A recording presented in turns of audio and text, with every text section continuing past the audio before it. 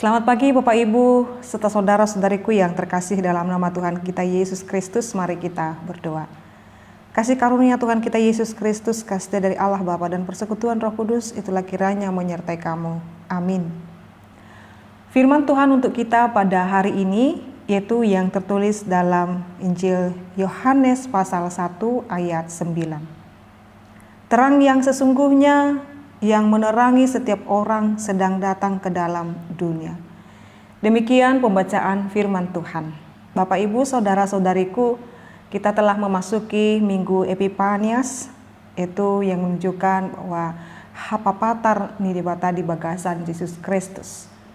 Di dalam firman ini, renungan harian ini memberikan kepada kita, ketika kita mau melihat dengan sangat jelas, kita harus memakai terang dan sinar, sama seperti kita boleh bersua dan Ibu, kita boleh bertemu, kita dapat berjumpa, atau kita dapat melihat sekeliling kita dan saudara-saudara kita dan teman-teman kita, oleh karena kita telah memiliki terang, atau bahkan kita bangun di pagi hari dengan sukacita, terang yang daripada Tuhan.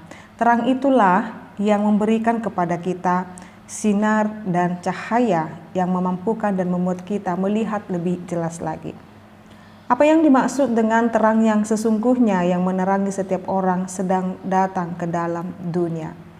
Kita akan mengatakan apa yang sedang datang ke dalam dunia adalah yaitu terang yang telah dibawa oleh Yesus Kristus dalam kehidupan kita.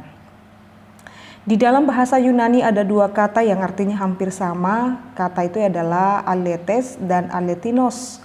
Aletes berarti benar sebagai lawan dari kata salah, sedang aletinos berarti nyata, asli, sebagai lawan kata tidak nyata.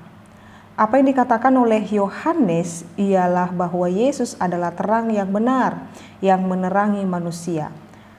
Sebab sebelum Yesus datang, di dunia ini banyak sekali terang-terang yang lain yang diikuti oleh manusia.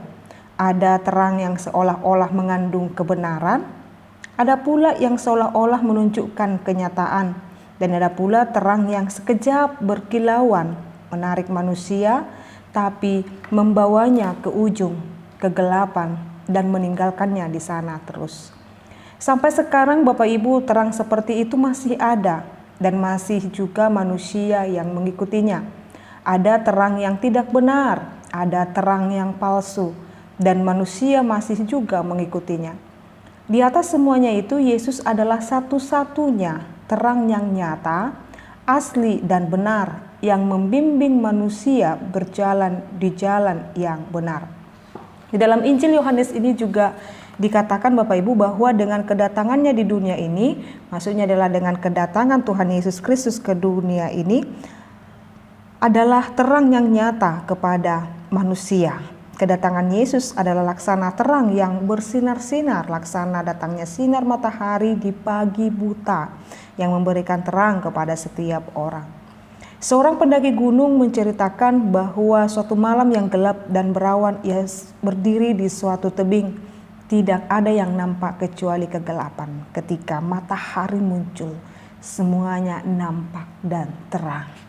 Oleh karena itu Bapak Ibu, dengan datangnya Yesus sebagai terang, Dia datang. Dengan kedatangan Yesus, dengan terang yang dibawa oleh Yesus itu, Yesus melenyapkan bayang-bayang keraguan-raguan. Jadi terang yang dibawa oleh Yesus itu melenyapkan keraguan-raguan Bapak Ibu. Sebelum Yesus datang, manusia hanya bisa membuat dugaan saja tentang Allah.